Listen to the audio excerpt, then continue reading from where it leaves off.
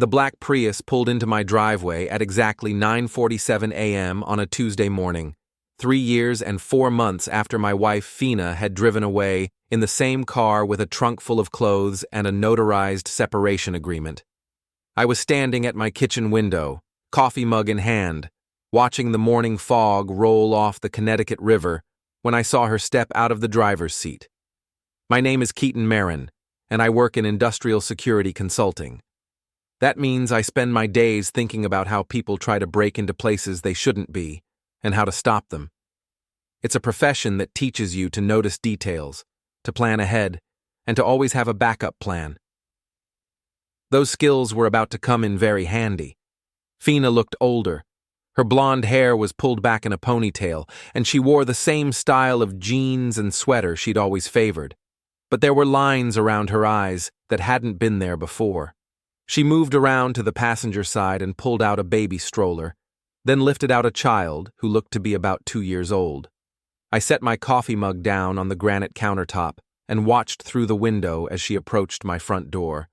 My house is a Victorian that I inherited from my grandfather, all steep gables and bay windows, sitting on a tree-lined street in what used to be a prosperous mill town. The mills closed 20 years ago, but the houses remained, and I'd spent the last 3 years fixing mine up exactly the way I wanted it. The doorbell rang. I didn't move. It rang again, followed by 3 sharp knocks. "Keaton?" Her voice carried through the heavy oak door. "I know you're home. Your car is in the driveway." I walked to the front hall and stood there for a moment, looking at the door. 3 years ago, she had handed me a separation agreement that she'd had notarized at the bank. It stated clearly that she was moving out to provide full-time care for her ex-boyfriend Mark, who was terminally ill, and that she was waiving any claim to marital property during the separation period. I had read it carefully, signed it, and kept the original. The day after she left, I had driven to the county clerk's office and filed for sole occupancy of the house. I changed all the locks, updated the utilities to my name only, and removed her from every account and beneficiary designation I could think of. When you work in security, you learn to be thorough. "Keaton, please, we need to talk."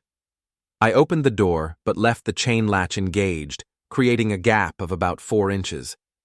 Fina stood on my porch holding a toddler with dark hair and brown eyes. The child was clutching a stuffed elephant and staring at me with curiosity. "Hello, Fina," I said. Her face brightened with what looked like relief. "Keaton, thank goodness. I was worried you might not want to see me. What do you need?" She shifted the child to her other hip. "Can I come in? This is important." "You can say whatever you need to say from there." Her expression faltered slightly. "Keaton, this is my son, our son. His name is Tyler." I looked at the child, who was definitely not mine. The timing was wrong, for one thing. Fina had left in February of 2021, and this child appeared to be about 2 years old, which would put his conception sometime in early 2022. More importantly, the child looked nothing like me. I have pale skin, blue eyes, and light brown hair. This boy had olive skin, dark eyes, and black hair. "Congratulations," I said. "He's a handsome child." "Keaton, I want to come home. Mark passed away 6 months ago, and I've been trying to figure out how to contact you. I want us to be a family." I reached into my back pocket and pulled out a folded piece of paper. I had prepared it the night before, after Mrs. Donnelly from across the street had called to tell me she'd seen Fina's car driving slowly past the house. "This is a trespass notice," I said, passing it through the gap in the door. "You are not welcome on this property. If you return, I will call the police." Fina's mouth fell open. "You can't be serious." "I'm completely serious. Keaton, we're married. This is my house too." "Actually, it isn't. You signed a separation agreement waiving any claim to marital property. I filed sole occupancy with the county clerk. This house belongs to me alone." The child started to fuss, and Fina bounced him gently while staring at me through the gap in the door. "You're making a mistake, Keaton. I have rights. We have rights." You have the right to leave my property. I suggest you exercise it. I closed the door and turned the deadbolt. Through the window, I watched Fina stand on the porch for several minutes, reading the trespass notice. Finally, she put the child back in the stroller and walked to her car. Before she drove away, she pulled out her phone and made a call. I couldn't hear what she was saying, but I could see her gesturing angrily at the house. When she finished the call, she sat in her car for another 10 minutes, just staring at my front door. Then she drove away. I poured myself another cup of coffee and sat down at my kitchen table with my laptop. I had work to do. My phone rang 20 minutes later. The caller ID showed the name of a law firm in Hartford. Mr. Merren? This is Patricia Walsh from Walsh, Stevens & Associates. I represent Fina Merren. I'm calling to inform you that we will be filing a motion for spousal support, child support, and restoration of marital property rights. You should expect to be served within the next few days. I'll be waiting, I said, and hung up. I spent the rest of the morning organizing my files. The separation agreement was in my safe, along with the sole occupancy filing, the utility transfer records, and the documentation showing that I had removed Fina from all accounts and beneficiary designations. I also had 3 years' worth of bank statements showing that I had paid all household expenses alone, and phone records showing that Fina and I had not spoken since the day she left. But I had something else too. Something that Fina didn't know about. 2 weeks after she left, I had hired a private investigator named Carl Brennan. Carl was a retired police officer who ran a small detective agency out of an office above the Iron Lantern Tavern on Main Street. I had asked him to conduct periodic surveillance to document whether Fina was actually living elsewhere, as stated in the separation agreement. Carl's reports made for interesting reading. Fina had indeed moved in with her ex-boyfriend Mark, but she had also been seeing someone else on the side, a man named Troy Wheeler, who owned an auto body shop on the outskirts of town. The surveillance photos showed Fina visiting Troy's shop regularly, often staying overnight. There were also photos of Fina and Troy together at restaurants, at the movies, and at a motel called the Riverside Inn. The most interesting photos were from December of 2021, showing Fina and Troy at what appeared to be a New Year's Eve party. In several of the photos, Fina was clearly pregnant. I had also asked Carl to run a background check on Troy Wheeler. The results were enlightening. Troy had a criminal record including assault, drunk driving, and violation of a restraining order filed by an ex-girlfriend. He was currently on probation. My phone buzzed with a text message from Mrs. Donnelly. Saw your wife this morning. She didn't look happy when she left. Everything okay? I texted back. Everything is fine. Thank you for the heads up last night. Mrs. Donnelly was 73 years old and had lived across the street from my house for 40 years. She was retired from her job as a high school principal, and she spent most of her time gardening and keeping track of neighborhood activities. Some people might call her nosy, but I preferred to think of her as observant. She had been very helpful during my divorce proceedings. That afternoon, I drove to my lawyer's office in downtown Hartford. Richard Chen was a family law attorney who specialized in complex divorce cases. I had retained him 6 months after Fina left, when it became clear that she wasn't coming back. Keaton, Rick said, gesturing for me to sit down across from his desk. I got a call from Patricia Walsh this morning. Sounds like your wife is back. Temporarily, I said. She showed up at my house this morning with a child she claims is mine. Rick raised an eyebrow. Is it? No, the timing is wrong, and the child doesn't look anything like me. I suspect the father is a man named Troy Wheeler. I handed him Carl's surveillance file.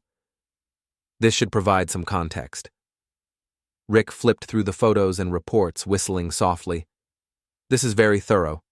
Your wife was busy while she was supposed to be caring for her ex-boyfriend. That's what I thought. Walsh mentioned child support. If you're not the father, we can demand a paternity test. I already ordered one, I said, handing him a manila envelope.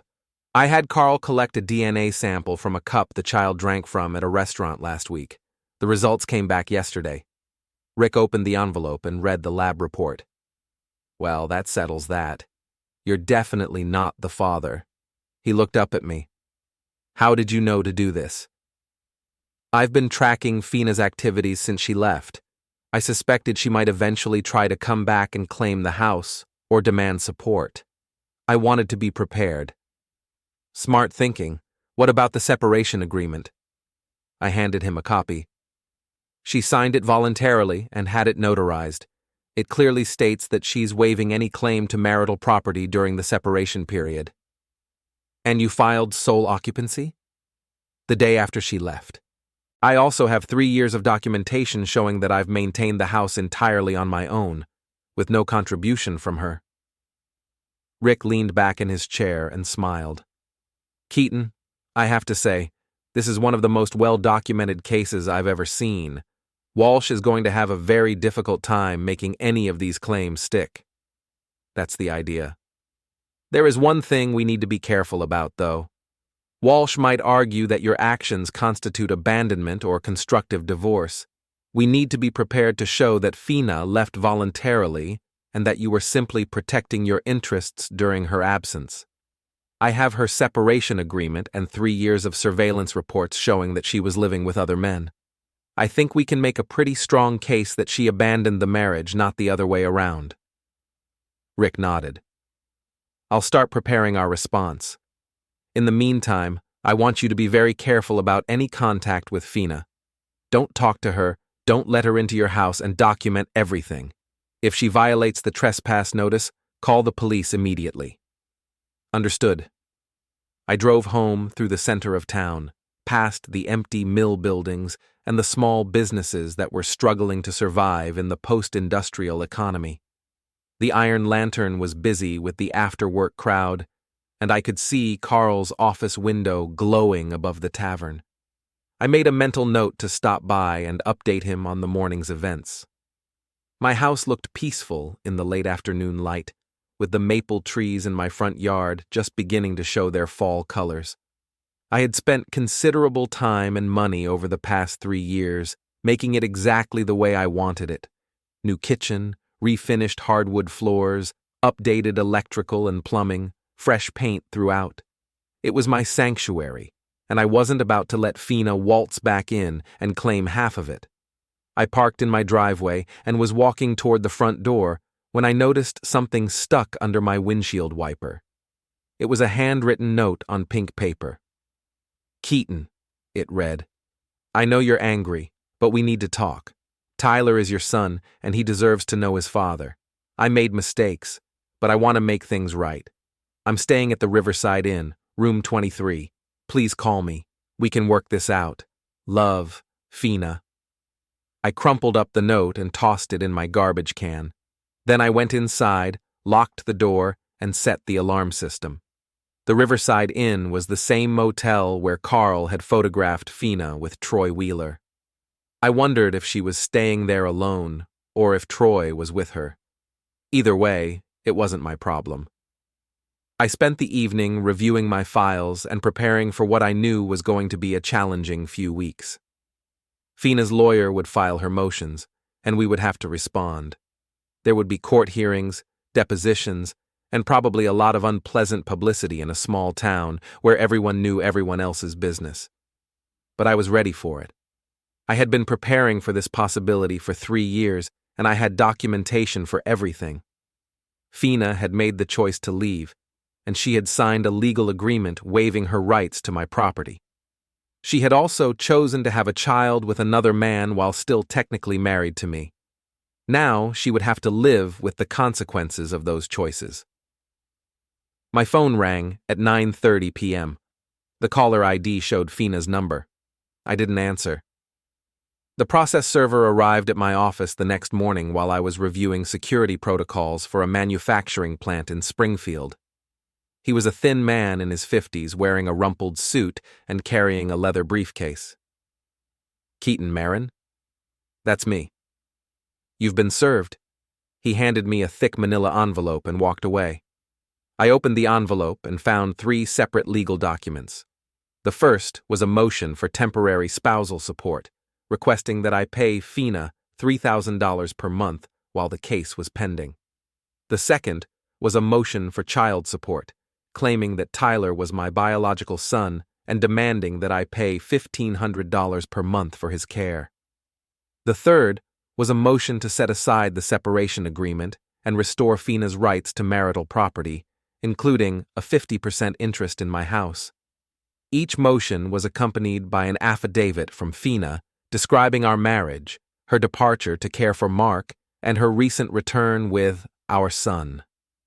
According to her version of events, she had left reluctantly and only temporarily, with the understanding that she would return when Mark's care was no longer needed.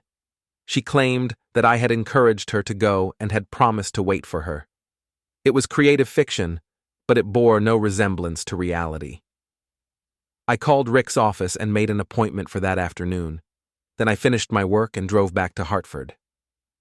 "She's going for everything," Rick said after reviewing the motions.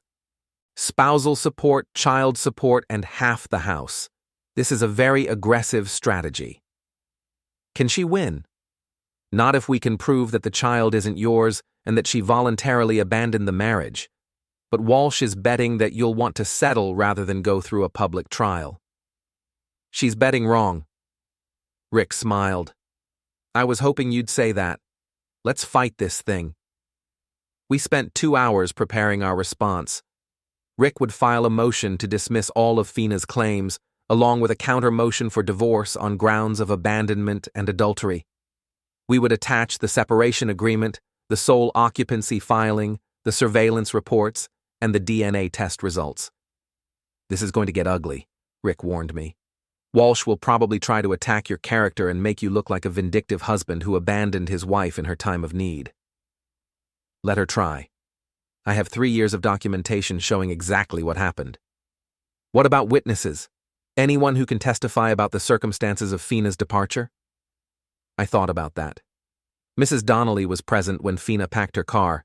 She might be willing to testify. And Carl obviously has extensive knowledge of Fina's activities during the separation. Good. We'll need them both. I drove home through the center of town and decided to stop at the Iron Lantern. The tavern was a local institution, a dark wood-paneled room with a long bar, a few pool tables, and a jukebox that played mostly classic rock.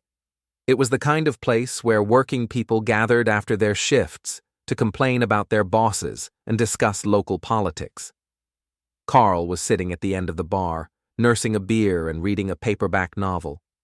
He was a big man in his early 60s, with gray hair and intelligent eyes. He had been a detective with the state police for 25 years before retiring to open his investigation business. "Keaton," he said, looking up from his book, "I heard your wife came back." Word traveled fast in a small town. "She did. Showed up yesterday morning with a child she claims is mine." Carl shook his head. "That woman has some nerve. Did you show her the door?" "I did. But she's hired a lawyer and filed motions for support and property rights." "Well, she picked the wrong guy to mess with. You've got enough documentation to bury her." The bartender, a woman named Janet, who had worked at the Iron Lantern for 15 years, overheard our conversation. "Are we talking about Keaton Merren? I heard she was back in town." "You heard right," I said. "That woman caused nothing but trouble when she lived here before. Always flirting with other women's husbands, always stirring up drama. We're all better off without her." "She's staying at the Riverside Inn," Carl said. "Room 23. I drove by there this morning and saw her car in the parking lot." "Is she alone?" "As far as I can tell. But Troy Wheeler's been sniffing around. I saw his truck at the motel last night." Troy Wheeler, the father of Fina's child, according to my DNA test results. I wondered if he knew about Fina's legal strategy, or if she was keeping him in the dark. "Tell me about Troy," I said. Carl took a sip of his beer. "Local tough guy. Thinks he's still the high school football star he was 20 years ago. Runs a body shop that's probably a front for stolen car parts. He's been in and out of trouble his whole adult life." "Dangerous?" "He likes to think he is, but he's more bluster than substance. The kind of guy who picks fights with smaller men and runs away when someone his own size shows up. Janet nodded in agreement. Troy's all mouth. He comes in here sometimes, gets drunk, and starts bragging about his conquests. Most of the women in town know to stay away from him. Except Fina, I said. Well, Fina always did have questionable taste in men, Janet said, then caught herself. No offense. None taken. I finished my beer and drove home. My house felt peaceful and secure, exactly the way I liked it. I had installed a comprehensive security system 2 years ago, with cameras covering every entrance and motion sensors throughout the interior. If anyone tried to break in, I would know about it immediately. My phone rang as I was making dinner. The caller ID showed Mrs. Donnelly's number. Keaton, dear, I hope I'm not bothering you. Not at all, Mrs. Donnelly. What can I do for you? I wanted to let you know that your wife drove by the house again this afternoon. She slowed down and stared at your house for several minutes, but she didn't stop. Thank you for letting me know. Is everything all right? I heard she came by yesterday morning. Mrs. Donnelly was fishing for information, but I didn't mind. She had been a good neighbor, and she might end up being a valuable witness. She wants to move back in, I said. I told her no. Well, good for you. That woman treated you terribly, leaving you the way she did. And now she shows up with another man's child and expects you to take her back? She has some nerve. How do you know the child isn't mine? Mrs. Donnelly chuckled. Keaton, I've been watching this neighborhood for 40 years.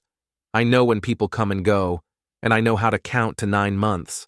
That child was conceived long after your wife left you.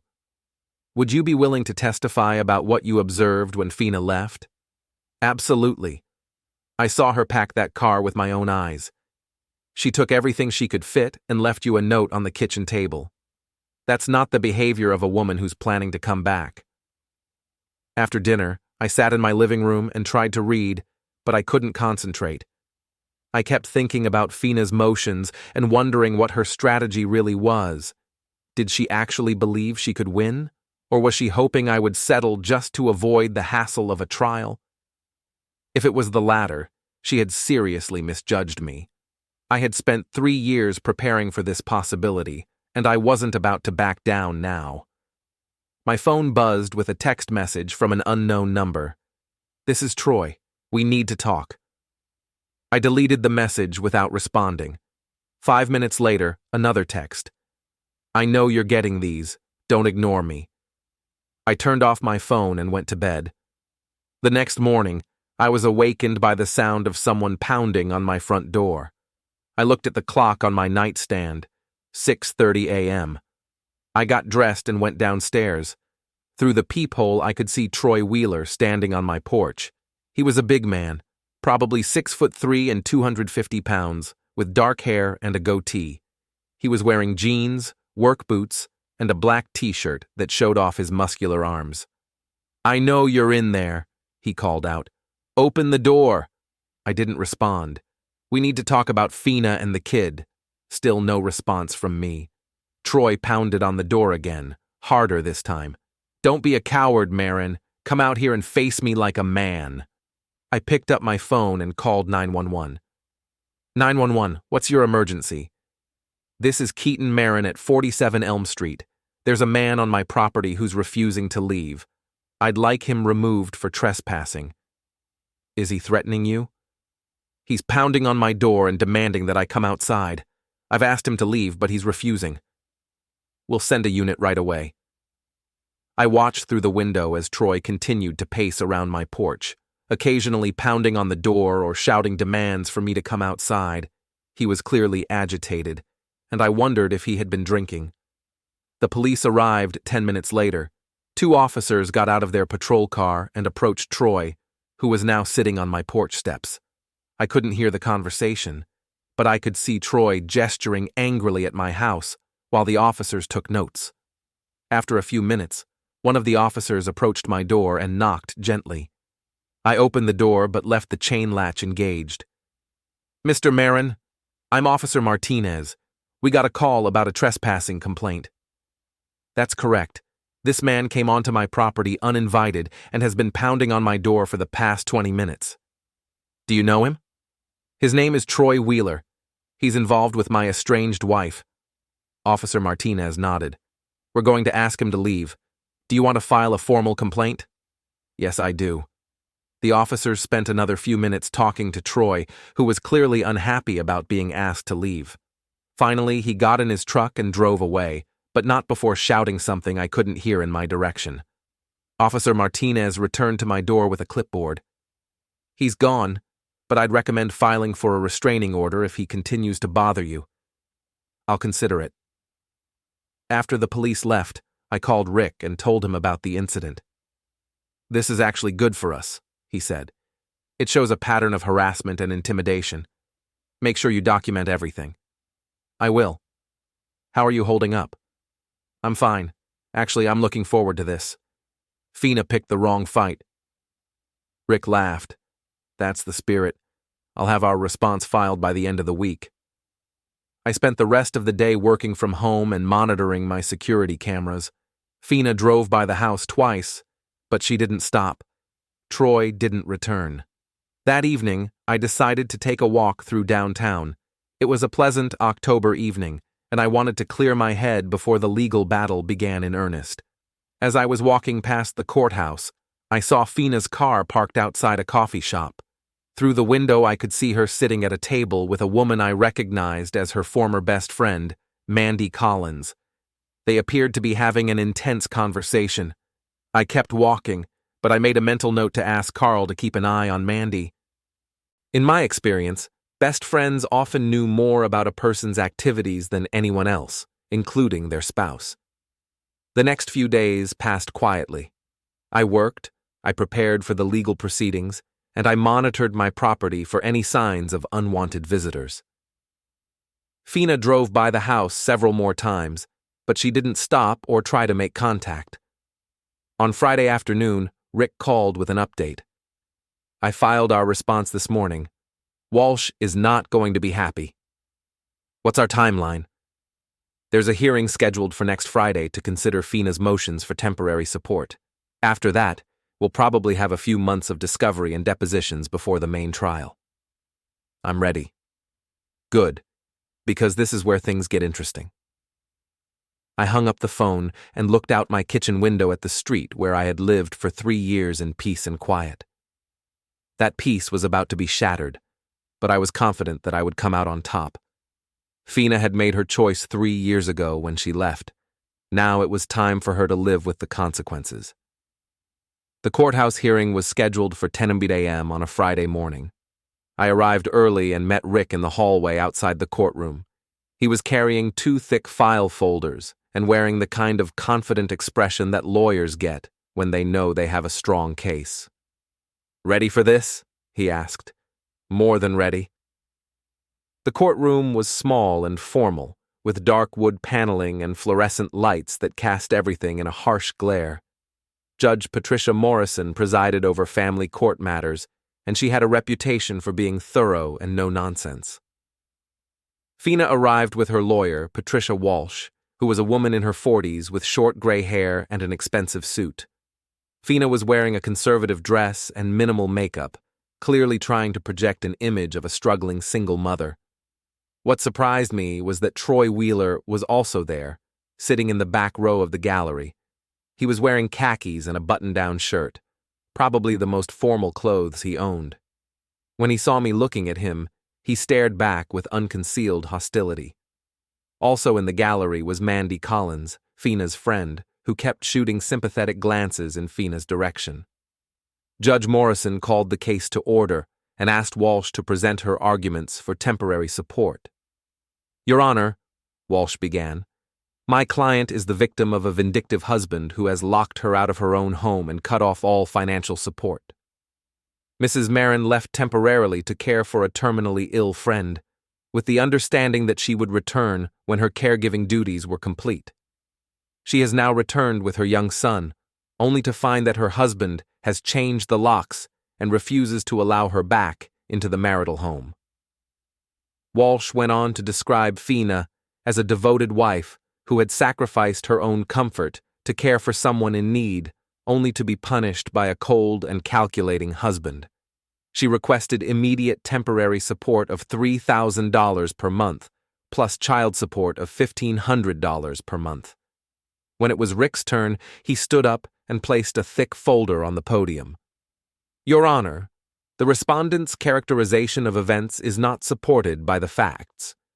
Mrs. Merren did not leave temporarily with an understanding that she would return. She left permanently, after signing a notarized separation agreement in which she explicitly waived any claim to marital property during the separation period. Rick handed copies of the separation agreement to the judge and to Walsh. Walsh's face went pale as she read it. Furthermore, Rick continued, Mr. Merren has documentation showing that Mrs. Merren was not simply caring for a terminally ill friend. She was cohabiting with multiple romantic partners during the separation period, including the gentleman sitting in the back row of this courtroom. Troy shifted uncomfortably in his seat. Most importantly, Your Honor, the child for whom Mrs. Merren is requesting support is not Mr. Merren's biological child. We have DNA evidence proving that Mr. Merren is not the father.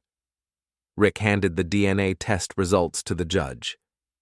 Judge Morrison read them carefully, then looked up at Walsh. Counselor, were you aware that your client had signed a separation agreement? Walsh looked flustered. Your Honor, my client was under duress when she signed that document. She was facing a medical emergency and didn't have time to consult with counsel. The document is notarized, Judge Morrison pointed out, and it appears to be quite detailed and specific. Yes, Your Honor, but... And were you aware that the child in question is not Mr. Merren's biological offspring? Walsh glanced back at Fina, who was staring down at her hands. Your Honor, we dispute the validity of that test. We believe it may have been obtained improperly. Judge Morrison looked at Rick. How was this test obtained? The child's DNA was collected from a drinking cup at a public restaurant, Your Honor. The collection was conducted by a licensed private investigator in accordance with standard protocols. And the chain of custody? Fully documented, Your Honor. The sample was processed by an accredited laboratory. Judge Morrison turned back to Walsh. Counselor, do you have any evidence to contradict this test? We would request an independent test, Your Honor. That can certainly be arranged, but in the meantime, I'm not inclined to order child support for a child who appears not to be Mr. Merren's biological offspring. Walsh tried to salvage something from the hearing. Your Honor, even if the child support request is denied, we still believe Mrs. Merren is entitled to spousal support and restoration of her property rights. Judge Morrison looked at the separation agreement again. This document appears to waive those rights quite clearly. What grounds do you have for setting it aside? Duress, Your Honor, and we believe there may have been fraud or misrepresentation. Do you have any evidence of fraud or misrepresentation? Walsh hesitated. We're still investigating, Your Honor. Judge Morrison was clearly losing patience. Counselor, you've brought serious motions before this court without adequate preparation. The separation agreement appears valid on its face, the DNA evidence appears conclusive, and you've provided no credible evidence to support your claims. She turned to Rick. Mr. Chen, I assume you're requesting attorney's fees? Yes, Your Honor. These motions appear to be frivolous. I'm inclined to agree. Mrs. Walsh, your motions for temporary support and property restoration are denied. I'm also ordering your client to pay Mr. Merren's attorney's fees for this hearing. If you want to pursue this matter further, I suggest you come back with actual evidence rather than speculation. Judge Morrison banged her gavel, and the hearing was over. As we were packing up our files, I could hear Walsh having a heated conversation with Fina in the hallway. Troy had disappeared, probably not wanting to stick around for the aftermath. Rick was grinning as we walked toward the exit. That went even better than I expected. Walsh clearly didn't do her homework. What happens next? She'll probably try to regroup and file amended motions, but she's in a deep hole now, and it's going to be very difficult for her to climb out. As we reached the courthouse steps, Fina approached me. She looked upset and desperate. "Keaton, please, can we talk privately?" "No," I said. "Any communication needs to go through our lawyers." "This is ridiculous. We used to love each other." "That was a long time ago. Tyler deserves to know his father." "Then I suggest you contact Troy Wheeler." Fina's face flushed with anger. "You're making a huge mistake. I'm not going away." "Yes, you are," I said. "You just don't know it yet." Rick and I walked to our cars while Fina stood on the courthouse steps, staring after us. "She's going to escalate," Rick warned me. "People like that don't give up easily." "Let her escalate. I'm ready for whatever she wants to throw at me."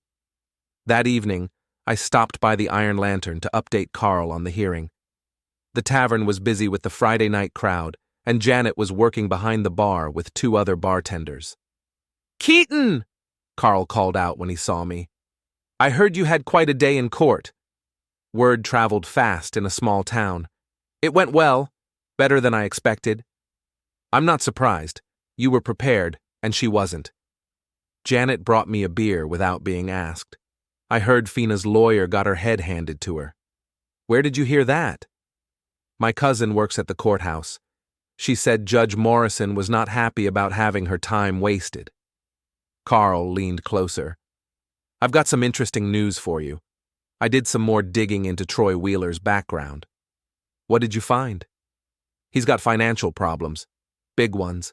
His auto shop is behind on rent, he owes money to several suppliers, and there's a lien on his equipment. I think he might have been counting on Fina's lawsuit to solve his problems." That was an interesting development. If Troy had been expecting a financial windfall from Fina's claims against me, today's hearing must have been very disappointing for him. "There's something else," Carl continued. "I talked to a guy who used to work for Troy. He says Troy's been bragging around town about how he's going to teach you a lesson for disrespecting his woman." "What kind of lesson?" He wasn't specific, but this guy thinks Troy might try to mess with your car or your house. You know, petty vandalism, intimidation tactics. I wasn't particularly worried about Troy Wheeler, but I made a mental note to be extra vigilant about my security systems. "Thanks for the heads up," I said. I finished my beer and drove home through the quiet streets of downtown.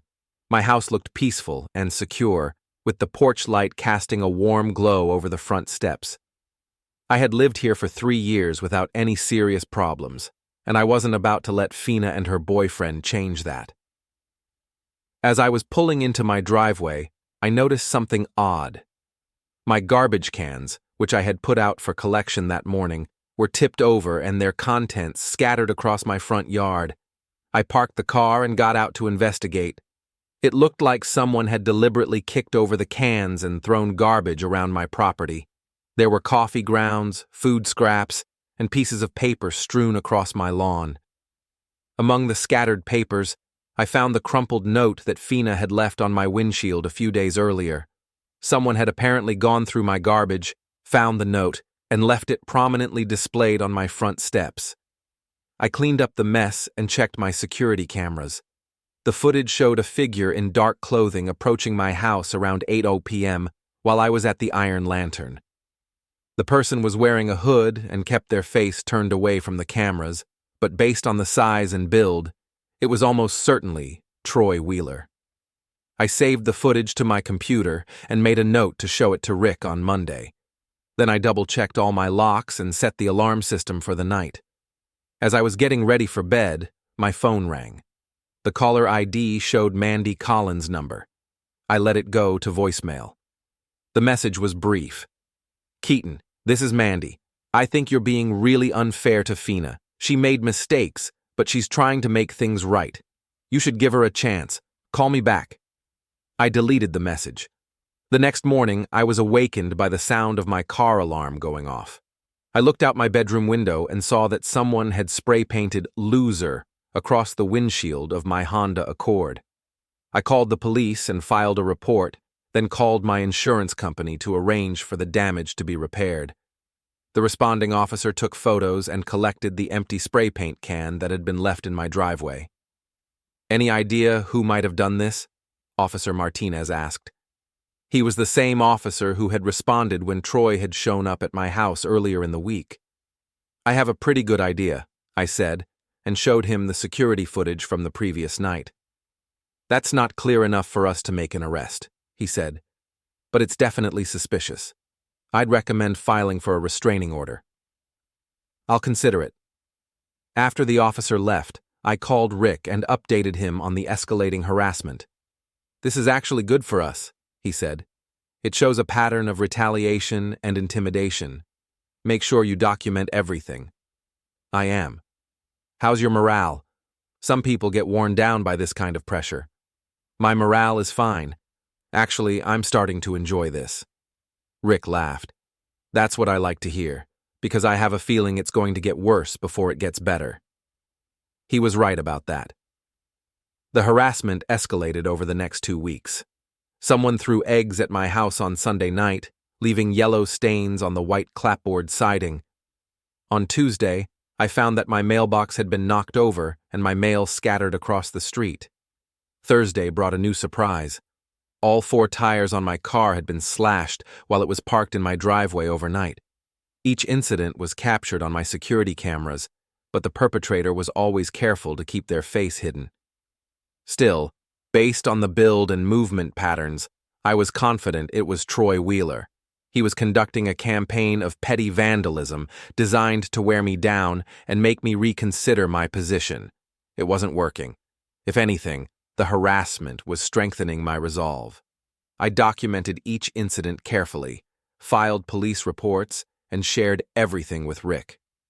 We were building a comprehensive case that would ultimately work in our favor, but in the short term, it was becoming a significant inconvenience. On Friday afternoon, Carl called with some interesting intelligence. "I've been keeping an eye on the Riverside Inn," he said. "Fina and Troy had a big fight last night, loud enough that other guests complained to the management." "What were they fighting about?" "Money, mostly. I talked to the desk clerk, who heard some of it through the thin walls. Apparently Troy was expecting Fina's lawsuit to pay off his debts, and he's not happy about how the court hearing went." "Trouble in paradise?" "Sounds like it." The desk clerk also mentioned that Fina's been making a lot of phone calls lately. Long conversations with someone who's clearly not Troy. "Any idea who?" "Not yet, but I'm working on it." That evening, I decided to take a more proactive approach to the situation. Instead of waiting for Troy to come to me, I would go to him. Wheeler's Auto Body was located in an industrial area on the outskirts of town, surrounded by other small businesses and storage facilities. It was the kind of place where you could make a lot of noise without bothering anyone. I drove by the shop around 7:00 p.m. and saw Troy's pickup truck parked outside, along with 2 other vehicles. The bay doors were open, and I could see several men working on cars inside. I parked across the street and called Carl. "I need you to meet me at Wheeler's Auto Body," I said. "What are you planning?" "Nothing dramatic. I just want to have a conversation." "Keaton, that's not a good idea. Troy's got a temper and he's probably not alone. That's why I want you there as backup." Carl sighed. "Give me 20 minutes. While I waited, I watched the activity in the shop. Troy was working on a red Camaro with 2 other men. They were drinking beer and playing loud music, clearly enjoying themselves. Carl arrived in his pickup truck and parked next to me. He was wearing jeans and a windbreaker, and I could see the outline of a holster under his jacket. "This is a bad idea," he said as he got into my car. "Maybe, but I'm tired of playing defense." "What do you want to accomplish?" "I want Troy to understand that his intimidation campaign isn't working, and I want to make it clear that I know he's the one behind the vandalism." Carl shook his head. "You're going to poke the bear." "The bear is already poked. I'm just going to let him know that I'm not afraid of him." We got out of the car and walked across the street to the auto shop. Troy saw us coming and straightened up from the engine he was working on. His 2 companions, both younger men with the kind of muscular builds that suggested they spent a lot of time in the gym, moved to flank him. Well, Troy said, wiping his hands on a greasy rag. Look what the cat dragged in. Hello, Troy, I said. Nice shop you have here. What do you want, Merren? I wanted to thank you for all the attention you've been giving my property lately. The eggs, the mailbox, the tires, very creative. Troy's eyes narrowed. I don't know what you're talking about. Of course you don't. But I thought you should know that I have security cameras covering every inch of my property. High-definition night vision motion activated. The police have been very interested in the footage. One of Troy's companions, a man with a shaved head and multiple tattoos, stepped forward. Are you accusing Troy of something? Carl moved slightly to his left, positioning himself where he could see all three men. Just having a friendly conversation, he said calmly. Troy held up a hand to stop his friend. It's okay, Danny. Mr. Merren here is just upset because his wife finally figured out what kind of man she really needs. Actually, I said, I'm grateful to you for taking her off my hands. She's your problem now. She's not a problem. She's the mother of my son. Your son, yes. I'm glad we agree on that. Troy's face flushed with anger. You think you're so smart, don't you? With your lawyers and your paperwork and your security cameras. But this isn't over. Actually, it is over. The court has already ruled. Fina gets nothing from me, and you get to support your own child. Congratulations on your new family. I turned to leave, but Troy grabbed my arm. I'm not finished talking to you. Carl was beside him instantly, his hand inside his jacket. Take your hand off him, Troy. Troy looked at Carl, then at me, then back at Carl. He was clearly calculating his odds, and he didn't like what he came up with. He released my arm. This isn't over, he repeated. Yes, it is, I said. And if you come near my property again, you'll be arrested. The police are already looking for you in connection with the vandalism. Don't give them a reason to find you. We walked back to our cars without further incident. Carl followed me home and came inside for a beer. That was either very smart or very stupid, he said, settling into my living room chair. Time will tell. You realize you just challenged him in front of his friends. He can't back down now without losing face. Good. Let him escalate. The more he does, the stronger my case becomes. Carl shook his head. You're playing a dangerous game. I'm playing the only game available. Troy Wheeler is a bully, and bullies only understand one thing, strength. If I keep hiding in my house and letting him harass me, he'll never stop. And if he decides to get physical, I gestured toward my security system control panel. Then he'll be on camera doing it and he'll go to jail. Carl finished his beer and stood up to leave. Be careful, Keaton. Men like Troy don't always think things through. After Carl left, I sat in my living room and reviewed the events of the past few weeks. Fina's legal strategy had collapsed completely, but instead of accepting defeat and moving on, she and Troy were doubling down on intimidation and harassment. It was exactly what I had expected them to do. My phone rang at 11:30 p.m. The caller ID showed an unknown number. Hello? You made a big mistake tonight. The voice was Troy's, and he sounded like he had been drinking. Did I? You embarrassed me in front of my friends. Nobody embarrasses Troy Wheeler. I'll try to remember that. You think you're untouchable because you have cameras and lawyers, but cameras can be broken, and lawyers can't protect you 24 hours a day. Is that a threat, Troy? It's a promise. He hung up. I saved the call to my voicemail and made a note of the time and date. Then I checked all my locks and made sure the security system was armed. The next morning, I woke up to find that someone had thrown a brick through my living room window. The brick was wrapped in a piece of paper with a message written in block letters. Last warning.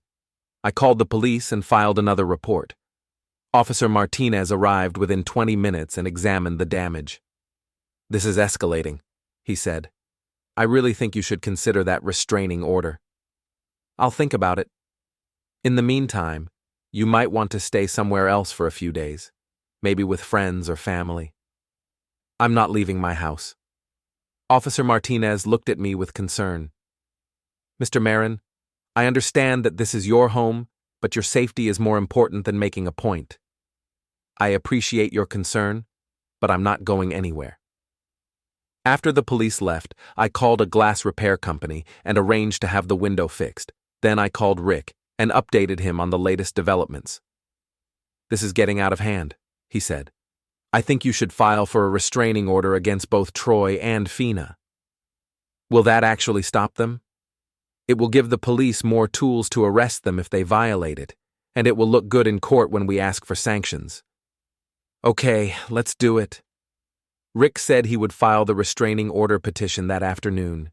In the meantime, I should continue documenting everything and avoid any further confrontations. I spent the rest of the day working from home and monitoring my security cameras. Several cars drove slowly past my house, but none of them stopped. That evening, Mrs. Donnelly called with an update. Keaton, dear, I wanted to let you know that I saw your wife and that Wheeler man having an argument in front of my house this afternoon. What were they arguing about? I couldn't hear everything, but I did hear your wife say something about how this was all his fault and that she never should have listened to him. He seemed very angry. How long did this go on? About 10 minutes. Then they got in his truck and drove away, but I had the feeling they weren't finished arguing. Thank you for letting me know. Keaton, I'm worried about you. Maybe you should come stay with me for a few days until this blows over. I appreciate the offer, Mrs. Donnelly, but I'm not leaving my house. Well, you know where I am if you change your mind. I hung up the phone and looked out my window at Mrs. Donnelly's house across the street. She was 73 years old and lived alone, but she was probably the most observant person in the neighborhood. If anything happened, she would see it and report it. My phone rang again. This time it was Mandy Collins. Keaton, we need to talk. No, we don't. Yes, we do. This situation is getting out of control. Fina is falling apart, and Troy is talking about doing something stupid. That's not my problem. It will be your problem if someone gets hurt. What do you want me to do about it? Talk to Fina. Work something out. She's not asking for much. She's asking for everything, and the answer is no. Keaton, please, I'm trying to help you here. No, you're not. You're trying to help Fina, and I'm not interested. I hung up the phone and turned off the ringer. It was going to be a long night. The town's annual harvest festival was scheduled for the first Saturday in November, and it was always a big event. Local businesses set up booths in the town square. There was live music on a small stage, and families came from miles around to enjoy the food, crafts, and entertainment. I had attended the festival every year since moving to town, and I wasn't about to let Fina and Troy's harassment campaign keep me away. Besides, I suspected that they might try something public and dramatic, and I wanted to be ready for it. Carl had agreed to meet me at the festival, and I had asked Mrs. Donnelly if she wanted to come along. She was delighted to have an escort, and I knew that her presence would provide additional witnesses if anything unpleasant happened. Are you sure this is wise, dear? Mrs. Donnelly asked as we walked toward the town square. What if they cause a scene? Then they'll cause a scene in front of half the town, I said, which will work out very well for me. The festival was in full swing when we arrived. There were dozens of booths selling everything from homemade jam to handcrafted furniture, and the smell of kettle corn and apple cider filled the air. A local bluegrass band was playing on the stage, and children were running around with balloons and cotton candy. Carl found us near the information booth. He was wearing jeans and a flannel shirt, trying to blend in with the crowd, but I could see that he was constantly scanning the area for potential trouble. Any sign of our friends? I asked. Not yet, but I saw Troy's truck parked on Maple Street, so they're definitely here. We spent the next hour wandering around the festival, sampling food and looking at the various displays. Mrs. Donnelly was having a wonderful time, chatting with people she had known for decades, and introducing me to neighbors I hadn't met before. It was while we were watching a demonstration of traditional blacksmithing that I spotted Fina. She was standing near the edge of the crowd, holding Tyler and talking to Mandy Collins. She was wearing jeans and a sweater, and she looked tired and stressed. When she saw me looking at her, she said something to Mandy and started walking in my direction. "Keaton," she said when she reached me. "I'm glad you're here. We need to talk." "No, we don't. Please, just 5 minutes, for Tyler's sake." I looked at the child, who was staring at me with curious brown eyes. He was a handsome little boy, and it wasn't his fault that his parents were involved in a bitter legal dispute. "You can say whatever you need to say right here," I said. Fina glanced around at the crowd of people who were starting to pay attention to our conversation. "This is private." "Nothing between us is private anymore. You made sure of that when you hired a lawyer." Mrs. Donnelly moved closer to me, clearly ready to provide moral support if needed. Carl positioned himself where he could see the entire area. "Keaton, I made mistakes. I know that, but I'm trying to make things right." "You made your choice 3 years ago. Live with it. Tyler deserves better than this. He deserves a stable home and a father figure. Then I suggest you work things out with Troy." At the mention of Troy's name, Fina's expression darkened. "Troy he's not ready to be a father." "That's unfortunate, but it's not my problem. It could be your problem, if you would just give us a chance." "The answer is no, Fina. It was no 3 years ago, it was no last month, and it's no today." Our conversation was attracting more attention. People were stopping to listen, and I could see phones being pulled out to record video. In a small town, this kind of public drama was better than cable television. Fina seemed to realize that she was losing the crowd. Her voice became louder and more emotional. "You're being cruel, Keaton. I left to help someone who was sick and alone. I did the right thing, and you're punishing me for it. You left to be with another man, and you stayed with him for 3 years."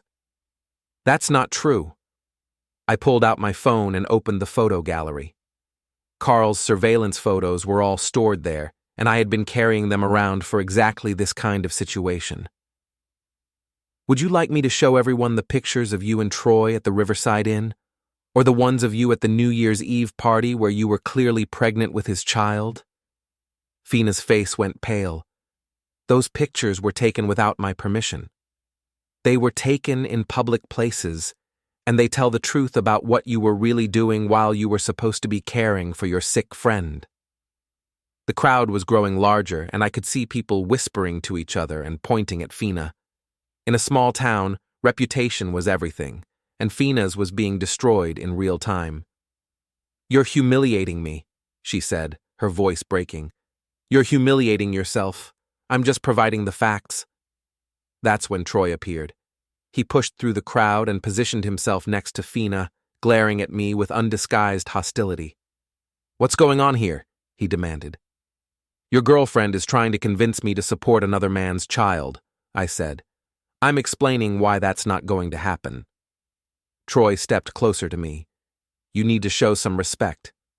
"For who? For you? For the woman who abandoned her marriage to shack up with a convicted criminal?" The crowd murmured at that revelation. Troy's criminal record was apparently not common knowledge. "Watch your mouth," Troy said, clenching his fists. Carl moved to my left side, ready to intervene if necessary. Mrs. Donnelly stepped back but kept her phone pointed at the confrontation, recording everything. "Or what?" I asked. "You'll vandalize my property some more? Throw more bricks through my windows? The police already have enough evidence to arrest you for harassment." "I don't know what you're talking about." "Of course you don't. Just like you don't know anything about the spray paint on my car or the eggs on my house." The crowd was completely silent now, hanging on every word. This was the kind of public drama that would be talked about for months. Fina seemed to realize that the situation was spiraling out of control. "Troy, let's just go." "No," Troy said. "I'm tired of this guy thinking he's better than everyone else." "I don't think I'm better than everyone else," I said. "Just better than you." That pushed Troy over the edge. He lunged forward and grabbed me by the shirt, pulling me toward him. "You think you're so smart." He never finished the sentence. Carl grabbed Troy's wrist and twisted it sharply, forcing him to release his grip on my shirt.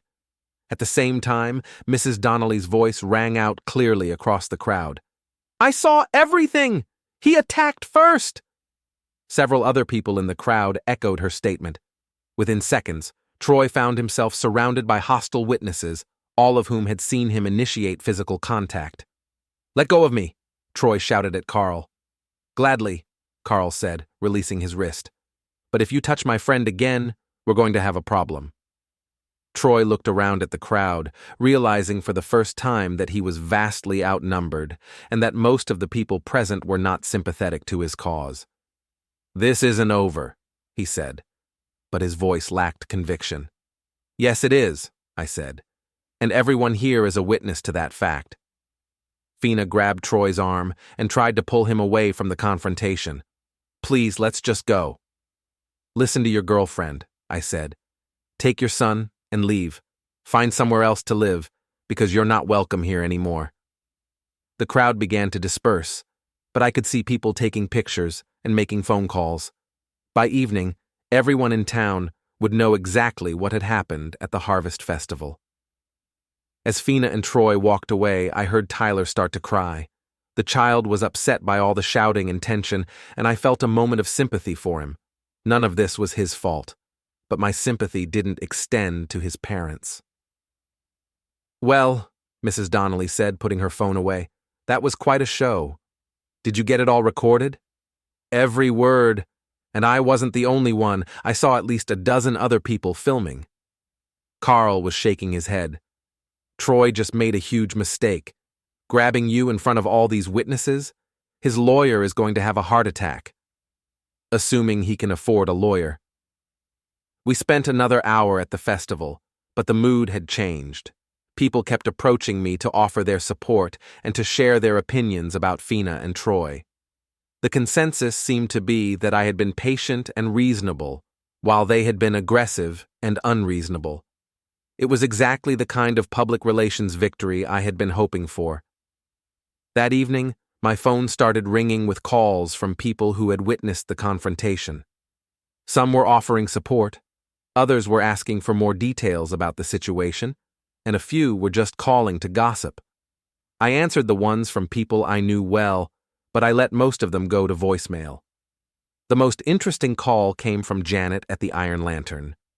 "Keaton, I heard about what happened at the festival. Are you okay?" "I'm fine. Better than fine, actually." "Good. I wanted you to know that Troy came in here about an hour ago, drunk and angry. He was ranting about how he was going to make you pay for embarrassing him." "What exactly did he say?" "He said he was going to burn your house down. I told him he needed to leave and I called the police. They picked him up in the parking lot." "Is he in jail?" "For now, but he'll probably make bail tomorrow." "Thanks for the heads up. Be careful, Keaton, he's really lost it." I hung up the phone and called Rick to update him on the day's events. "This is perfect," Rick said after I described the confrontation at the festival. "We have multiple witnesses to Troy's aggressive behavior, and now he's been arrested for making threats. Walsh is going to have a very difficult time explaining any of this. What's our next move?" "I'm going to file for sanctions against Fina for pursuing frivolous claims, and I'm going to request that the court order her to pay all of your legal fees." "What are the chances of that happening?" "Very good. Judges don't like it when people waste their time with baseless lawsuits." After I hung up with Rick, I sat in my living room and reflected on the day's events.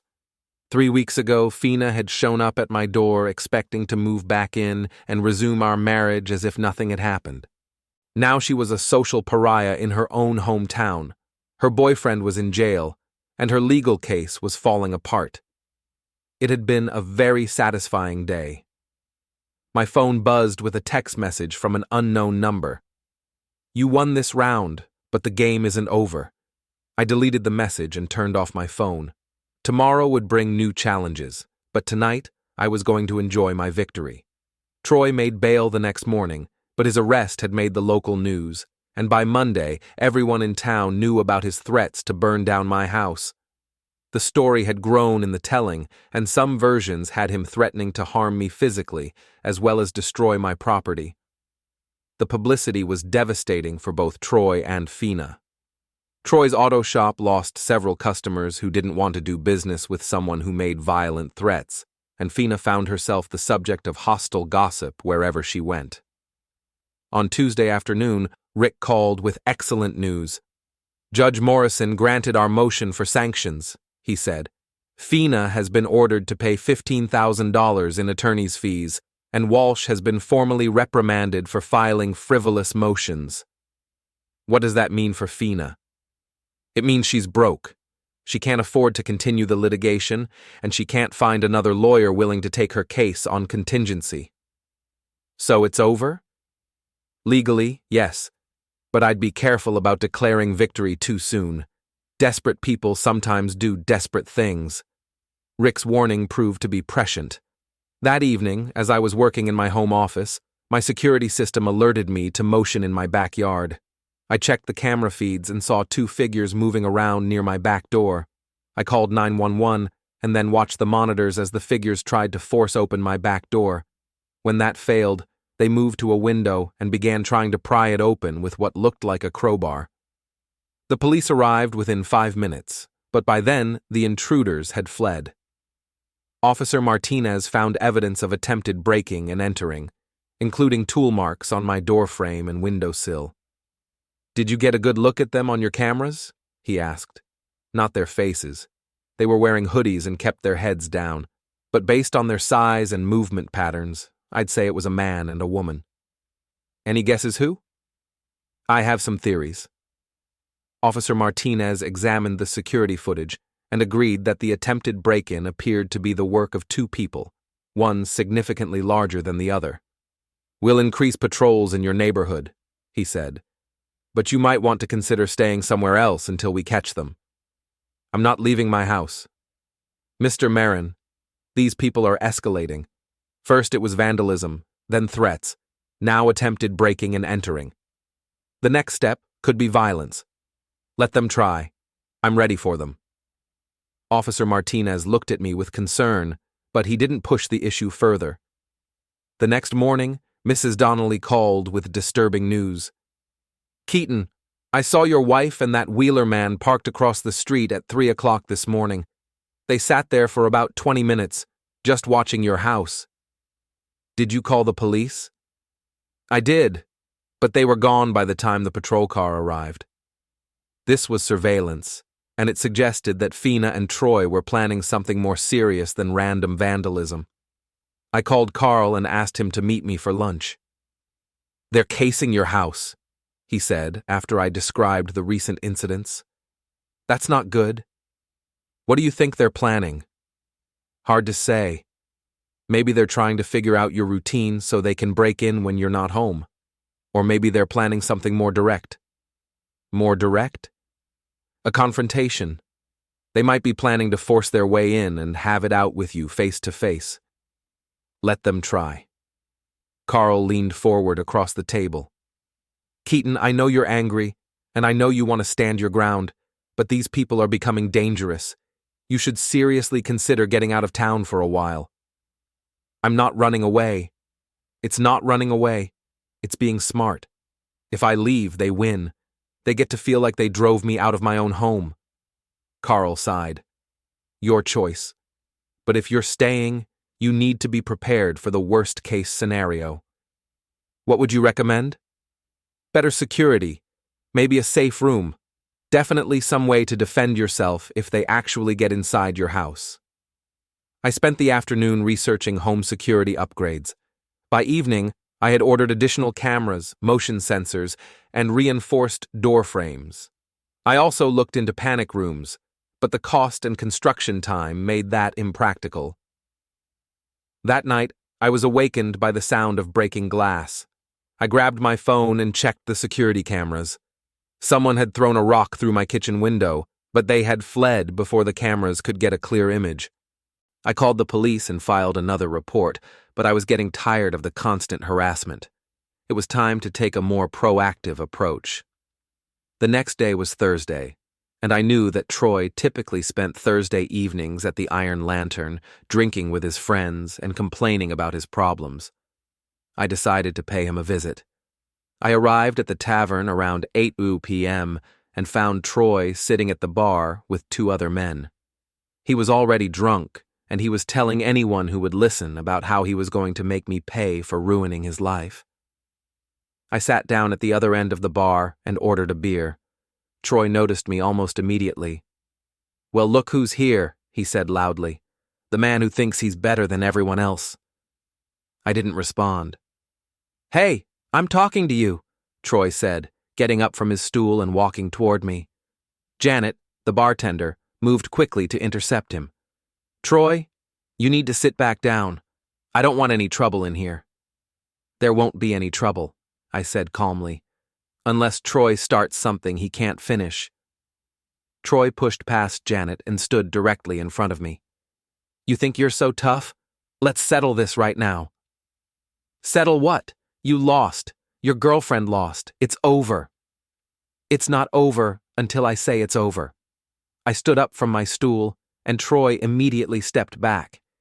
He was bigger than me, but he was also drunk, and he was beginning to realize that picking a fight in a crowded bar might not be the smartest idea. "You want to settle this?" I asked. "Fine. Let's go outside." Troy looked around the bar and saw that everyone was watching us. He was trapped by his own bravado.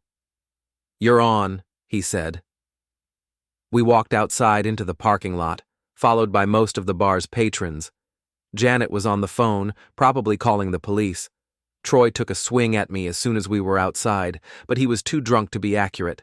I stepped aside and let his momentum carry him past me. He stumbled and nearly fell. "That's the best you can do?" I asked. Troy regained his balance and charged at me, trying to tackle me to the ground. This time, I was ready for him. I stepped to the side and stuck out my foot, sending him sprawling face first into the gravel parking lot. The crowd that had gathered to watch the fight burst into laughter. Troy had scraped his face and torn his shirt, and he was covered in dirt and gravel. "Stay down," I advised him. "You're embarrassing yourself."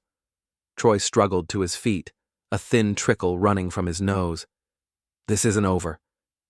"Yes, it is, and everyone here saw you start it." The police arrived just as Troy was getting back to his feet. Officer Martinez looked at the scene and shook his head. "What happened here?" "Troy Wheeler attacked me," I said. "I defended myself." Several witnesses confirmed my account. Troy was arrested for assault and taken away in handcuffs. As the police car drove away, Janet approached me. "You okay, Keaton?" "I'm fine." "Good. And don't worry about Troy. After tonight, he won't be welcome in here anymore." I drove home feeling better than I had in weeks. Troy was back in jail, his reputation in the community was completely destroyed, and I had demonstrated that I wasn't afraid of him. But my satisfaction was short-lived. When I arrived home, I found Fina sitting on my front porch steps, holding Tyler and crying. "Keaton, please," she said when she saw me.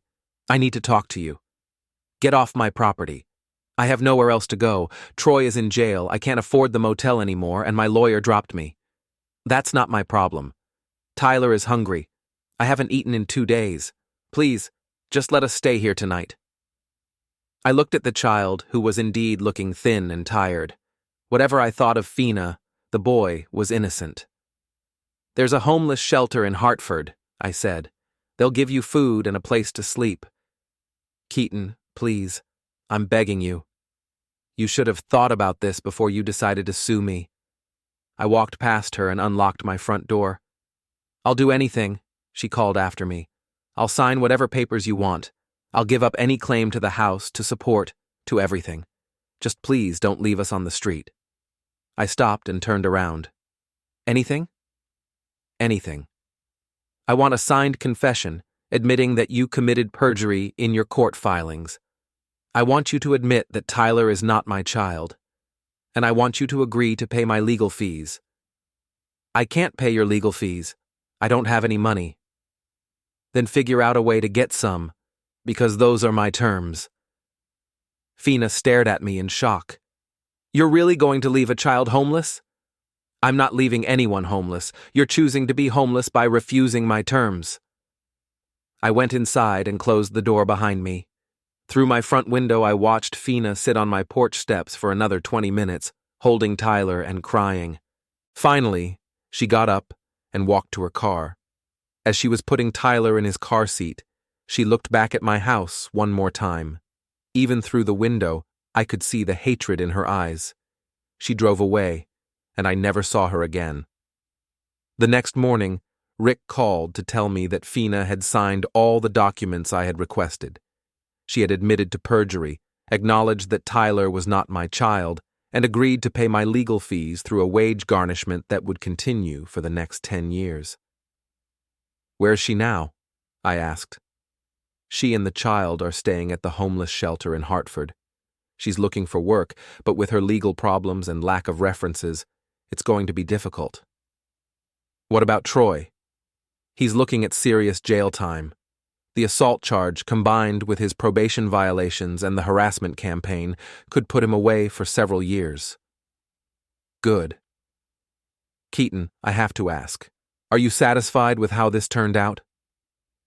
I thought about that question for a moment. 3 years ago, Fina had walked out of my life to be with another man. Last month, she had tried to walk back in and claim half of everything I had worked for. Now she was homeless, broke, and legally obligated to pay me money for the next decade. Troy was in jail, his business was ruined, and his reputation was destroyed. Yes, I said, I'm satisfied. And I was.